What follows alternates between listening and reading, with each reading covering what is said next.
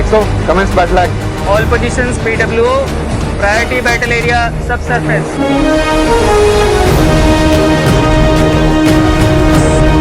India தனது கடல் பகுதியில் சத்தமில்லாமல் கடலில் இறக்கப்பட்டிருக்கும் சைலண்ட் கில்லர்.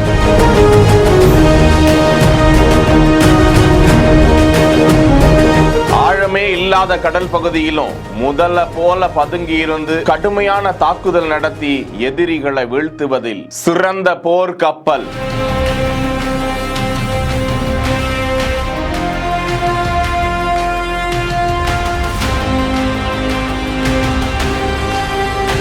விசாகப்பட்டினத்தில் இருக்கக்கூடிய கடற்படை தளத்தில் இந்த போர் கப்பல் நாட்டிற்கு அர்ப்பணிக்கப்பட்டிருக்கிறது. கொல்கத்தாவில் உள்ள கார்டன் ரீச் கப்பல் கட்டுநர்கள் இந்த கப்பலை வடிவமைத்ததாக கூறப்படுகிறது. இந்திய பொறியாளர்களால் உருவாக்கப்பட்ட போர் கப்பல் ஒரு சைலண்ட் கில்லரா. இந்த கப்பல் நீர்மூழ்கி கப்பல்களை கண்காணித்து அவற்றை அழிக்கும் பணியில் ஈடுபடுவதோடு எதிரிகளின் இலக்குகளுக்கு அருகாமையில் சென்று கண்ணி வெடிகளை பதுக்கி வைத்துவிட்டு அழிக்கக்கூடிய திறன் படைத்ததா. மேலும் ஏராளமான ஆயுதங்களை தாங்கிய ராக்கெட்டுகளை தாங்கிய வண்ணம் அது தயார் நிலையில் இருக்குமா. டீசல் என்ஜின், வாட்டர் ஜெட் உந்து விசையில் அதிவேகமாக செல்லக்கூடியதா. 77 மீட்டர் நீளம் கொண்ட இந்த ஆண்ட்ரோ கடல்சார் கண்காணிப்பு, தேடல், மீட்பு, எதிரிகளை தாக்குதல், அழித்தல், கடலோர பாதுகாப்பு நடவடிக்கைகளில் ஈடுபடும் என தெரிவிக்கப்பட்டுள்ளது. ஏற்கனவே INS ஆண்ட்ரோ P69 27 ஆண்டுகளாக இந்திய கடற்படையில் பணியாற்றி அது விடை பெற்றது. இந்த நிலையில்தான் இந்த புதிய ஆண்ட்ரோ தற்போது களம் இறக்கப்பட்டு